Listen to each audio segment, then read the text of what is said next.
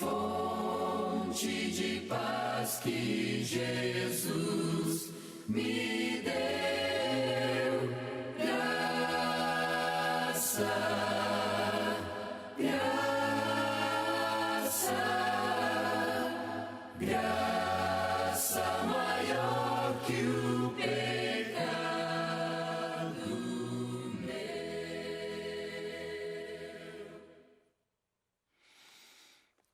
Olá, que Deus abençoe a apresentação da sua palavra, confirme a fé da igreja em Cristo Jesus e desperte a fé em corações que possivelmente ainda não tenham experimentado Cristo como seu Salvador.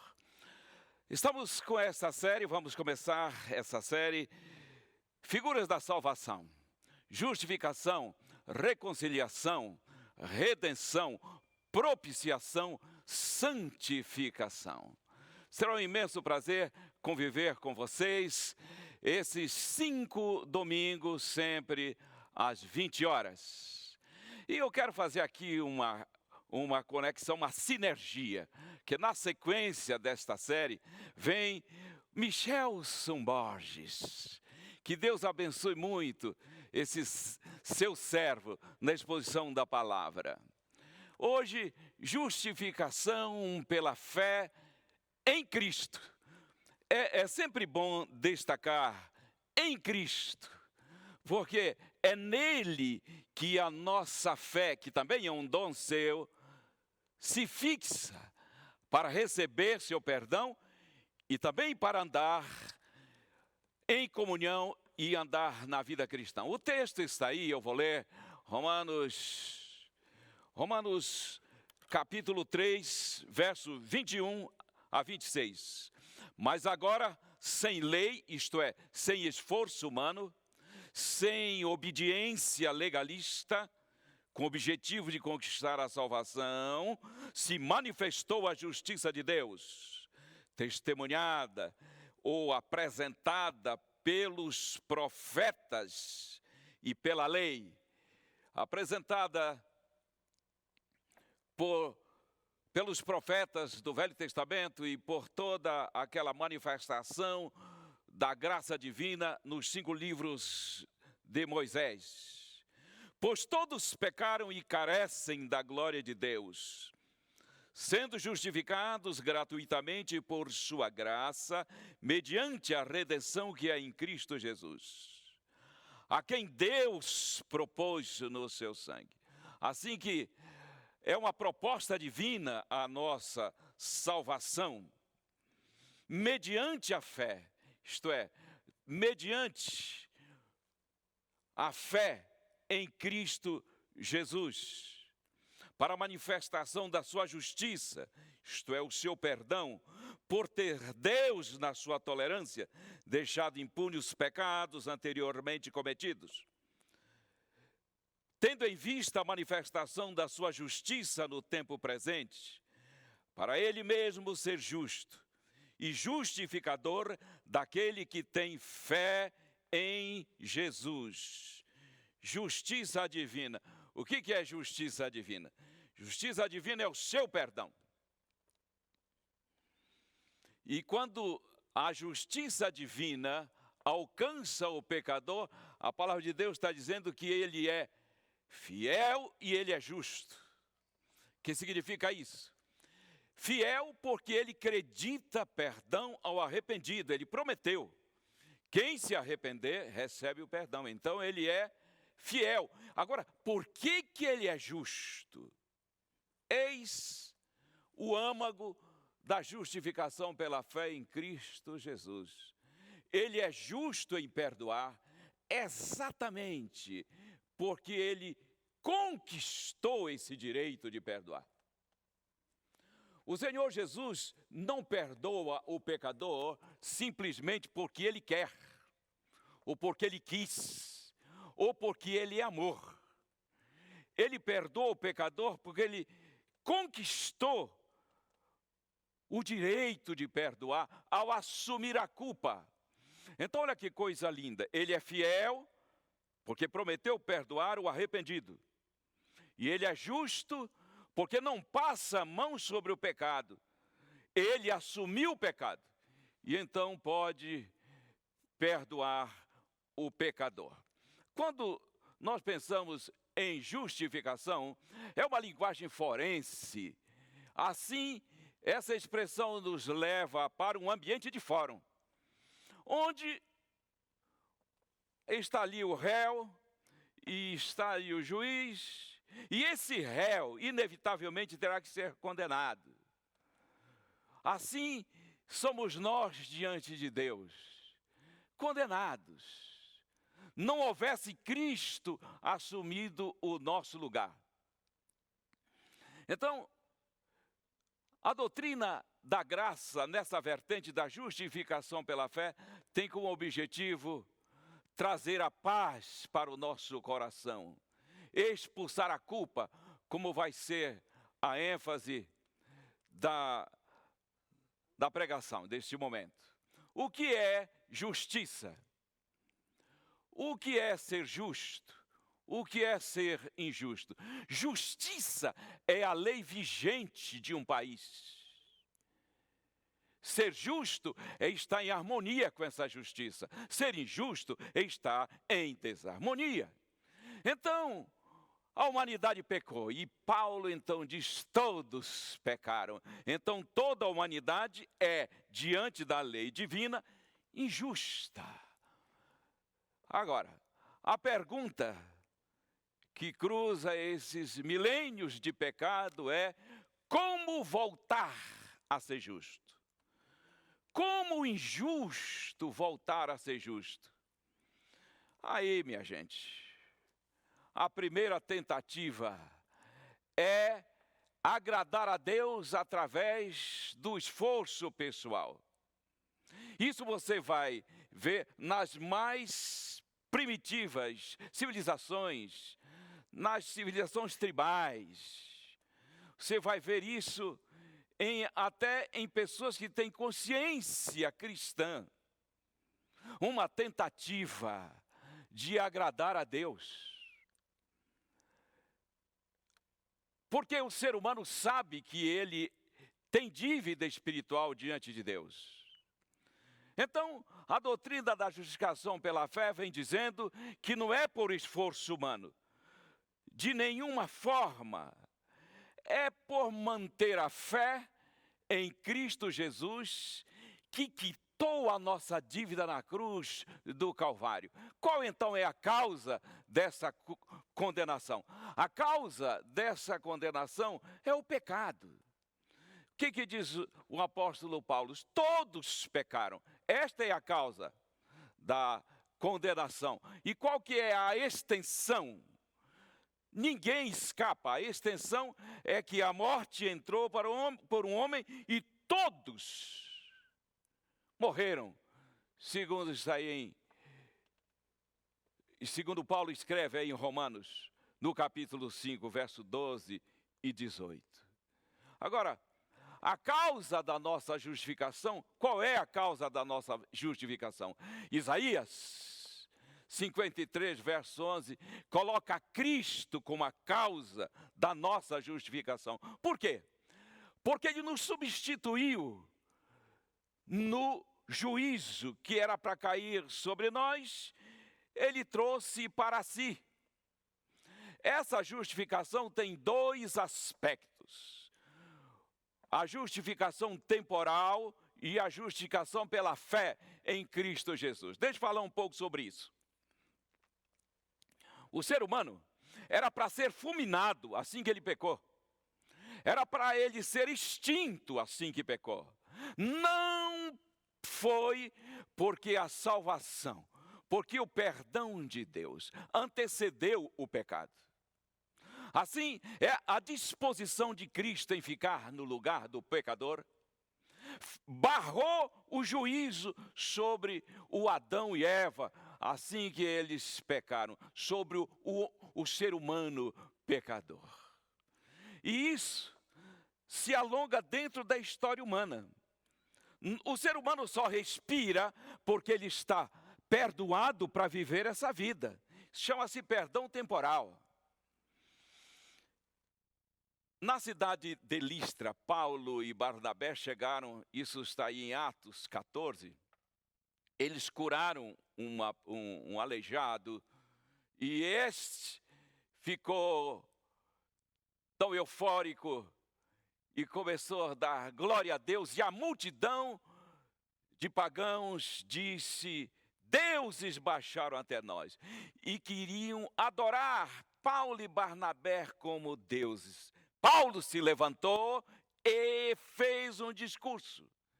Ele disse: senhores, não façam isso.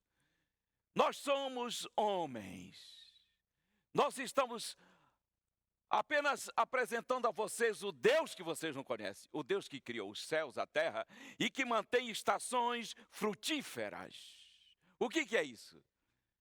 O que é isso, senão justificação temporal, que garante todo tipo de sobrevivência, fertilização da terra, as mais variadas, múltiplas inteligências, os dons diversos.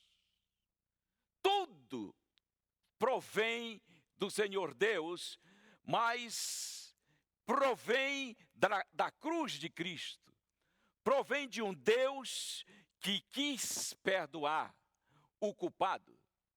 Assim que todo ser humano, ao nascer nesta terra, ele nasce protegido por essa justificação temporal, ou por esse perdão temporal, que é exatamente para que durante esse período ele encontre o Evangelho e pela fé em Cristo seja justificado para a vida eterna, que ele saia de uma dimensão de vida comum e entre na dimensão da vida eterna. Mas vejam só, exatamente por isso, o ser humano não é beneficiado pela cruz de Cristo apenas quando ele aceita Jesus como seu Salvador. Não! O ser humano, ele é beneficiado pela cruz de Cristo assim que ele é concebido. Todo ser humano que nasceu pela cruz de Cristo. Agora, nessa dimensão da vida comum é apenas um benefício temporário. Assim que aceita Cristo, então entra na dimensão da vida eterna, que é o caso da igreja do Senhor Jesus. Não existe um cristão que tenha se entregado para Cristo e que não saiu da dimensão da vida comum. Mas eu coloquei isso aqui para tratar da justificação num contexto temporal e num contexto de vida eterna.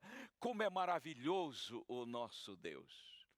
Nenhum ser humano passa por esse mundo sem ter os benefícios da cruz. Tomara que nós todos estamos ouvindo essa palavra, tenhamos mais do que um benefício desta vida comum, mas os benefícios da vida eterna. Agora, quando se trata de justiça, é mais do que uma experiência. Justiça é uma pessoa. Jeremias 23:6 diz: o Senhor é a nossa justiça, e Paulo vai fazer eco dizendo que Cristo se fez a nossa justiça. A justiça de Deus, ela está concretizada em Cristo. Quando eu tenho a Cristo, eu tenho justiça.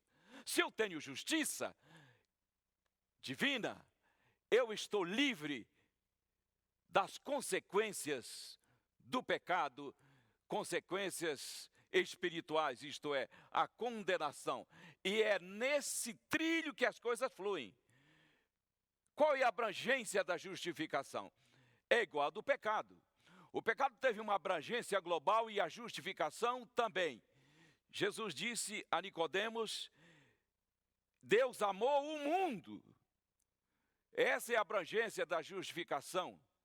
Como que essa justificação passa a fazer parte da nossa vida, já que ela está apresentada para a humanidade? Através do arrependimento e da confissão de pecados. Quando Pedro está fazendo um veemente sermão, no dia do Pentecoste, ele disse: arrependei-vos, convertei-vos, para que os vossos pecados sejam apagados.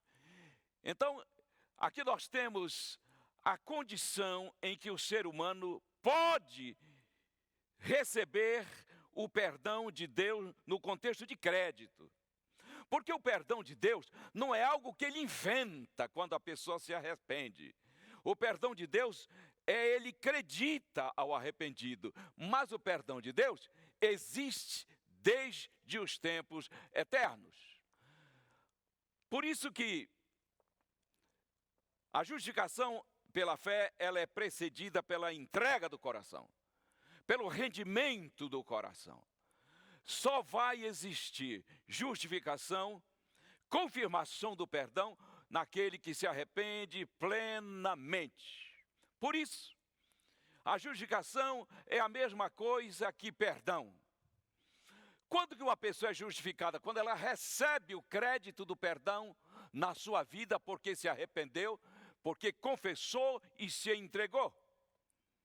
Segurança da justificação nós temos aí em Romanos 8, 33 e 34, Paulo vai dizer à igreja o seguinte: quem nos condenará?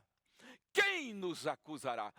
De tão real que é a justificação, que é o perdão de Deus creditado na vida. Quem?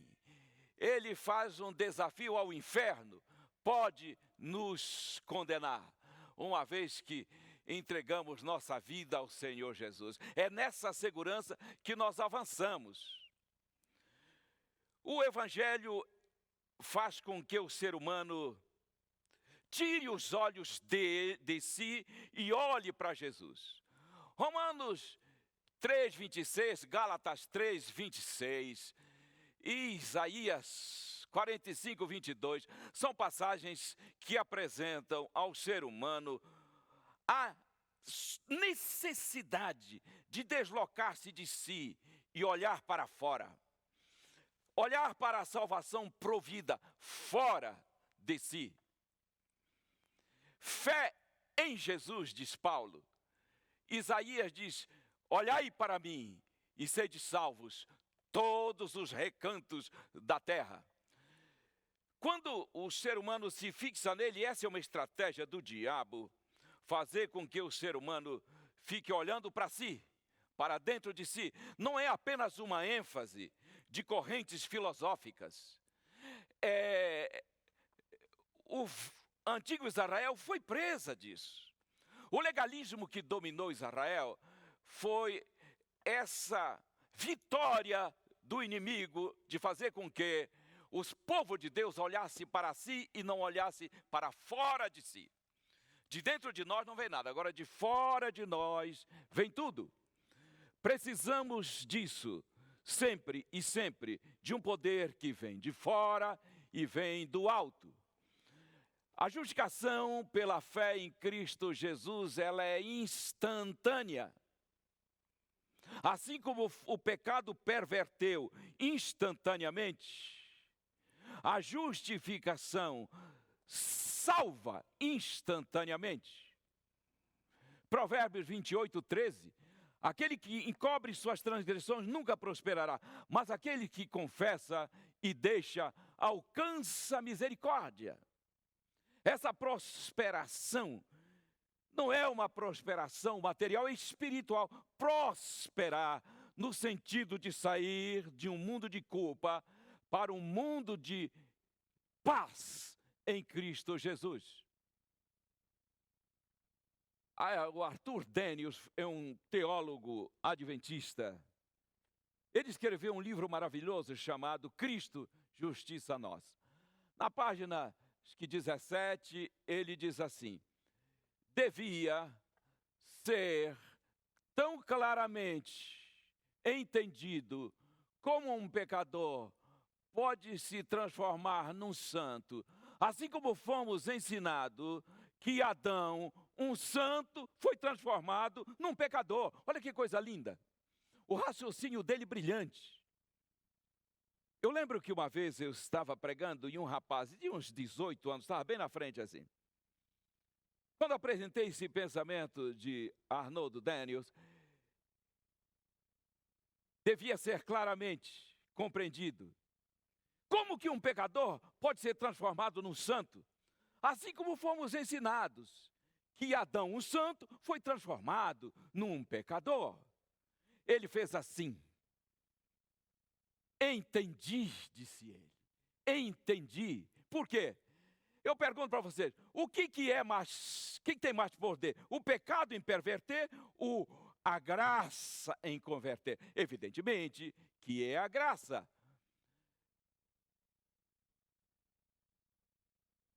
Assim que a justificação pela fé é uma oferta de Jesus Cristo. 2 Coríntios 5, 21. Ele trouxe sobre si os nossos pecados, para que pudesse, quitando o pecado, perdoar a nós. Justificação pela fé não é o que o pecador faz, é o que ele recebe. Não é o que Deus exige, é o que ele oferece. Não é conquistada pela fé, ela é aceita pela fé. Não é recompensa, é dádiva. Não resulta de eu implorar, mas de eu aceitar. Olha que coisa linda. Tudo está pronto. Diz aquela parábola das bodas, tudo está pronto. É uma questão de aceitar, é oferta, é presente do Senhor Jesus. Há aquela história aí do fariseu e do publicano. Então o publicano disse: tem misericórdia de mim, Senhor. O fariseu, que olhava para dentro de si, mostrou suas credenciais religiosas. Jesus disse, falando do publicano, ele disse: esse voltou para casa justificado.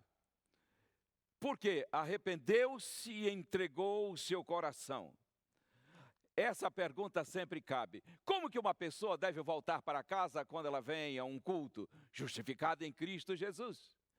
Como que uma pessoa, um cristão, deve sentir-se ao ouvir um sermão? Confirmada a justificação, o perdão de Deus na sua vida. Hoje não temos culto presencial. Mas aí, no sofá da sua casa, em qualquer lugar que você esteja, o Senhor está confirmando na sua vida o seu perdão, a sua justificação. Justificação é igual ao perdão, já vemos enfatizando isso. Como é que eu posso ter certeza que eu estou justificado pela fé em Cristo Jesus? Porque eu recebi o seu perdão. Um perdão que estava oferecido, eu tomei posse. Perdão de Deus se aceita ou se rejeita. Nós aceitamos. Cristão é alguém que entendeu isso, que o perdão estava oferecido e ele aceitou. Agora, qual que é o objetivo da justificação? É sintonizar o homem com Deus. Ter paz, diz Romanos 5:1. Outra coisa, levar o homem à prática da justiça. Por quê? Porque ele era injusto e foi declarado justo. Ele era injusto exatamente porque a justiça, a lei divina, era para ele uma condenação, porque ele transgredia. Agora, ele está em harmonia pela graça divina com a justiça de Deus, o seu querer, a sua vontade, para uma nova vida. Romanos 6:4, nós fomos justificados para a novidade de vida, nova criatura, nova ética. 1 Pedro 2, verso 9, ele nos tirou das trevas para a sua maravilhosa luz. Assim, desse modo, o objetivo da justificação é realinhar o homem nos caminhos do Senhor. Expulsa o medo, não há mais medo. 1 João 4, aí diz que o amor isto é, o perdão, a justificação, expulsa o medo. Eu não tenho mais medo de Deus. Entrada para o reino de Deus. O meu nome vai para o livro da vida. Ele disse, tu estarás comigo no paraíso. Assim que ele acreditava perdão e justificação no aquele ladrão na cruz e levar à obediência. Romanos capítulo 1, verso 5, vem falando de Jesus, os primeiros versos. Quando chega no verso 15, no verso 5, o apóstolo Paulo diz assim, nós recebemos graça, ou recebemos a justificação pela fé em Cristo, para a obediência por fé entre todas as nações. O objetivo da justificação é levar o ser humano da desobediência para a obediência. Evidente? É salvação da transgressão para a sintonia com o Senhor Deus. Agora, a justificação bíblica é mais do que uma justificação temporal. O que é uma justificação temporal ou judicial? É uma justificação em que o elemento é declarado perdoado porque cumpriu uma pena e ele volta para a sociedade, mas na verdade no seu coração não aconteceu nada. A justificação pela fé em Cristo Jesus, pelo contrário, é um poder do alto que realinha a conduta. Ela faz com que o transgressor da santa lei agora tenha prazer nela. Está aí esse texto lindo desse livro maravilhoso, desejado de todas as nações. Diz que a justiça de Cristo não é uma capa que cobre os nossos pecados. Ela é um princípio de vida que transforma o caráter e rege a conduta. Então é preciso deixar isso muito claro. Isso é uma boa nova para o pecador cansado da transgressão. Porque o pecado, ele judia, ele cansa espiritualmente. Desse modo, a experiência da justificação pela fé realinha a conduta, transforma a conduta e rege o caráter. Olha que coisa linda. Quando estivermos, ou como estamos, ou porque estamos revestidos da justiça de Cristo, não temos prazer no pecado. Agora, olha que equilíbrio desse texto maravilhoso aí. Podemos cometer erros, mas haveremos de aborrecer o pecado. O ímpio diz, eu peco mesmo. Sabe aquele pecado de tal de mãos levantadas? É a rebelião consciente, atrevida. Não, o justo não.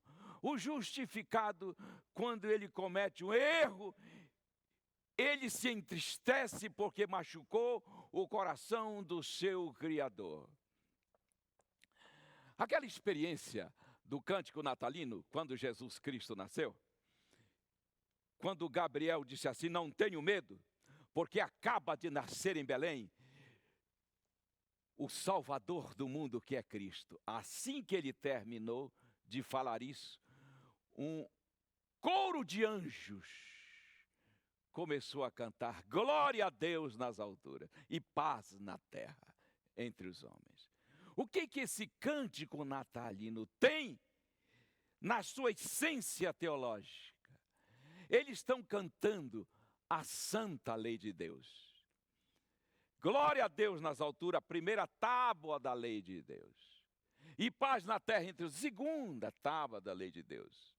O que os anjos estavam dizendo? Não tenham medo. Por quê?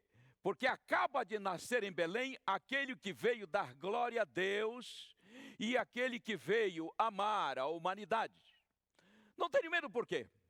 Fundamentalmente porque nós não temos competência nenhuma de guardar a santa lei de Deus, de obedecer a santa lei de Deus. Mas vindo Jesus, calçando os nossos sapatos, assumindo a nossa causa, a sua vida vai ser de vitória.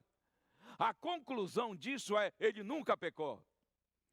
Por isso, quando ele termina e está nos últimos dias da sua vida, ele diz: Pai, eu te glorifiquei na terra. Primeira tábua da lei de Deus. Andou por toda parte fazendo bem. Segunda tábua da lei de Deus. Por que eu não tenho que ter medo? Porque sendo justificado, Jesus vem morar em mim para ser em mim aquilo que Ele pede de mim.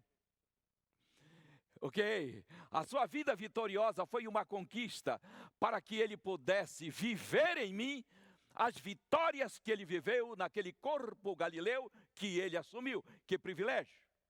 O cântico natalino se repete na minha vida. Assim que, com toda a segurança e com toda a certeza, para a glória de Deus, pelo poder dEle, posso dar glória a Deus e amar o próximo. Ok? É isso aí. Não tenham medo. A competência de vocês nasceu em Belém para viver por você e encarnar em você. Jesus mora em nós. Está lá no Evangelho de João, no capítulo 14, 23. Se eu venho e vou fazer morada em vocês. Agora, esse pensamento de La Rondelli, um teólogo brilhante, ele disse assim: a lei não ordena fazer alguma coisa para impedir o pensamento de que é preciso fazer algo para agradar a Deus. Ela apenas, a lei, só proíbe coisas que impediriam o nosso acesso a Deus. Por que que a lei não diz? Por que que ela não diz faça isso, faça aquilo, não faça isso, não faça aquilo? Por quê? Porque a lei é apresentada para pessoas salvas, como nós vamos apresentar no terceiro domingo. Por isso, quando diz não faça, é porque antes Ele deu competência para que a pessoa não faça. Quando Deus diz não transgrida, é porque a competência dEle veio antes de pedir que Ele peça a obediência. Eu quero destacar aqui 2 tipos de justiça: a justiça punitiva e a justiça perdoadora. A justiça punitiva é aquela lei transgredida, é o aspecto da lei transgredida e que exige a condenação e a morte do transgressor. Essa Jesus assumiu. A justiça perdoadora é exatamente o perdão que Ele conquistou o direito de nos dar. Nós recebemos por causa que Ele nos substituiu. Na justiça punitiva, Ele sofreu nossa morte. Na justiça perdoadora, nós recebemos a sua vida. Vamos tratar disso rapidamente. Todos que aceitam a justiça perdoadora estão livres da justiça punitiva.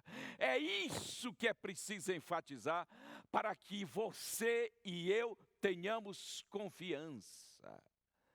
Eu entendi que o meu Jesus sofreu justiça punitiva, que era minha, e me deu a justiça perdoadora.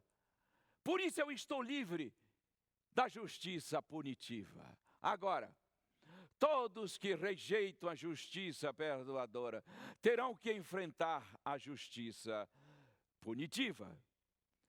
Deus pune o pecado, mas se o pecador não quiser deixar, infelizmente terá que sofrer. Jesus não veio condenar, Ele veio salvar. Mas se o pecador não aceita essa salvação, terá que sofrer a condenação. Por isso eu te digo, festeje porque você está livre em Cristo Jesus da condenação eterna.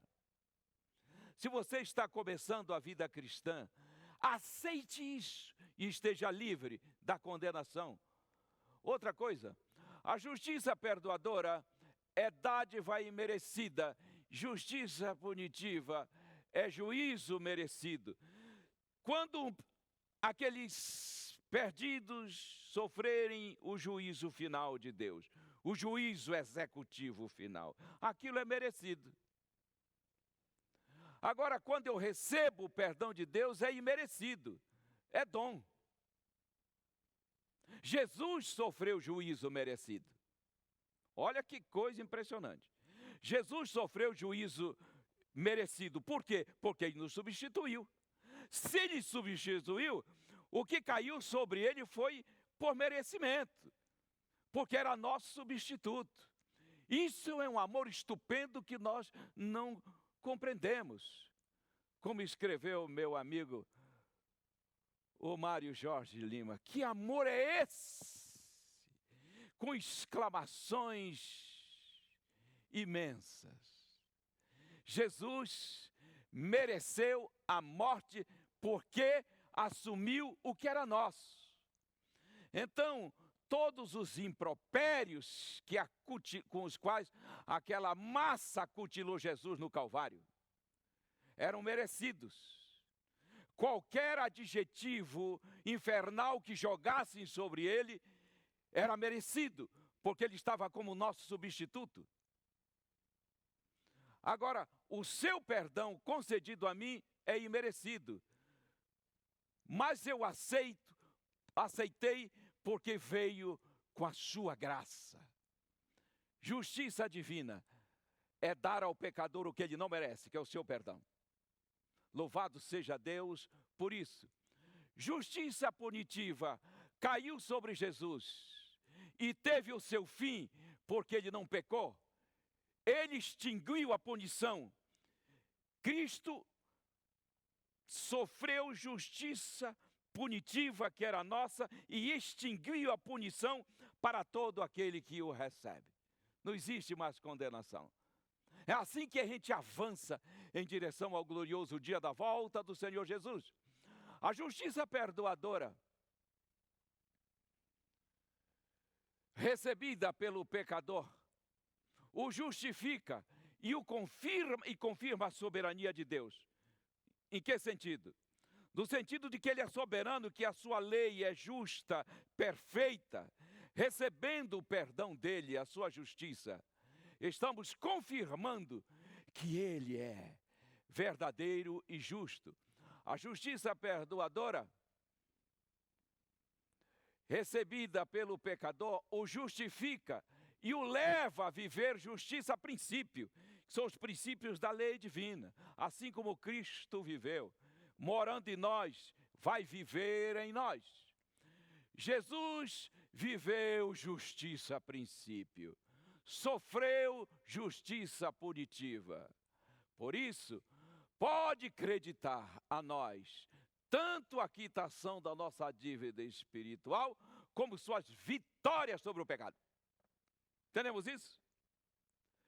Porque ele morreu, sofrendo a justiça punitiva, ele pode acreditar ou pôde acreditar perdão em nossa vida. Porque ele viveu os princípios da justiça, da sua santa lei. Ele pode acreditar essas vitórias na minha vida, na vida do justo. É por isso que eu olho para a cruz e recebo perdão. Olho para a vida de Cristo e recebo poder. Tem como dar errado isso? Jamais. Quando o pecador se apropria da justiça perdoadora, o diabo não pode acusá-lo de nada, assim como não pôde acusar Jesus. Não é lindo isso? Jesus diz assim, ó: aproxima-se o príncipe desse mundo, mas ele nada tem em mim. Aproxima-se o príncipe desse mundo, mas ele nada tem em mim. Desse modo, uma pessoa que entregou sua vida a Jesus diz assim: aproxima-se o príncipe desse mundo, mas ele nada tem em mim. Que tal? Nenhuma condenação, só a paz, só a certeza de que ele habita no meu coração. Ele assumiu o controle da minha vida. Justiça tem um nome: Jesus. Recebo a Cristo, recebo justiça. No caso de Jesus, justiça foi receber aquilo que ele não merecia se não tivesse assumido. Mas como ele assumiu, foi merecedor. Em nosso caso, justiça também é receber aquilo que eu não mereço. Mas eu aceitei pela fé. Qual que é o certo? Uma pergunta aqui para a gente fechar. Salvação pelas obras ou salvação pela fé? Qual é o certo? Qual é o certo? As duas estão erradas, porque a salvação é pela graça. A fé não tem mérito salvífico, ela apenas toma posse da graça.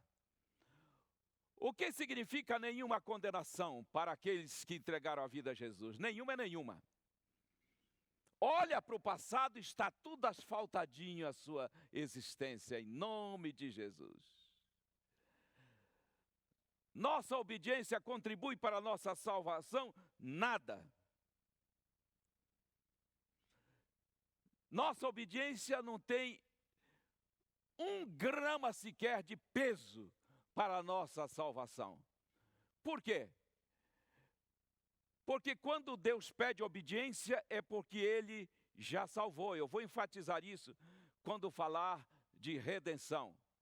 Qual o propósito então da nossa obediência? Qual o propósito da nossa obediência se ela não contribui para a nossa salvação? É glorificar o nome de Deus. Como o justo olha o passado, o presente e o futuro. O justo em Cristo, ele olha o passado com perdão. Ele olha o presente com segurança e o futuro com uma esperança absolutamente certa do reencontro com o Senhor Deus. Então ele tem passado resolvido, presente assistido e futuro garantido. Que coisa boa, hein? É isso que a justificação pela fé faz. Qual a relevância da justificação pela fé para a firmeza da fé em Cristo Jesus? Total. Eu me firmo em Cristo porque eu sei de onde Ele me tirou. Aí você pode cantar aquele hino que diz assim: sim, minha fé bem segura está, sempre estará firme em meu Jesus. E agora a pergunta. Do que a justificação pela fé nos salvou? O que é que ela traz para nós? A ausência de culpa. Essa figura da salvação, chamada justificação pela fé, ela expulsa a culpa. Não há mais nenhuma condenação. Não vivo mais com culpa. Existe um princípio, e esse princípio é que rege a pregação bíblica, essa pregação linda do Evangelho.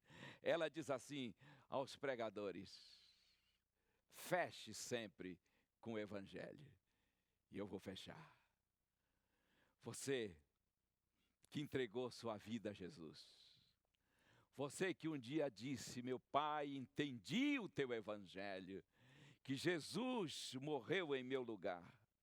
Que Jesus não morreu por mim apenas. Ele morreu como se fosse eu. Então, meu Pai, eu me arrependo e me entrego totalmente a Ti. Jesus, nesse momento, acreditou perdão e declarou: você e eu, justificados pela fé. Nosso nome foi para o livro da vida, começou a vida cristã. Então, neste momento, eu quero que a sua fé seja confirmada no Evangelho. Estou falando a alguém que está começando a dar os primeiros passos na vida cristã. Acredite em toda essa mensagem que foi exposta. Tudo está pronto, você não precisa ajudar em nada, porque a salvação que Cristo comprou para nós foi plena. É apenas dizer: estou arrependido da minha vida passada, e eu quero, Senhor Jesus, que o Senhor assuma o comando da minha existência. E assim, bem-vindo ao reino de Deus. Ó Pai Santo, louvado seja o teu nome, por essa doutrina da justificação pela fé em Cristo Jesus. Aí está a tua igreja, vivendo os últimos dias da história deste mundo, e que seja confirmada neste momento no teu reino. Há pessoas que estão se entregando agora a Ti, pela primeira vez. Receba no Teu reino, acredite na sua vida o seu perdão enquanto elas se preparam para o batismo. Há pessoas que ouviram essa mensagem e que estavam longe de Ti, bebendo em fontes do mundo, mas que nesse momento se voltam para Ti, para desfrutarem talvez o que nunca tinham desfrutado. Há pessoas aí que estavam vacilantes, querendo pular fora do barco numa hora dramática da história que antecede a volta de Jesus. Mas que entendendo o Evangelho, voltam-se para Ti, que haja festa no céu, para a glória do Teu santo nome. Amém. Até domingo. Domingo que vem, vamos falar sobre reconciliação. Grande abraço e uma feliz semana.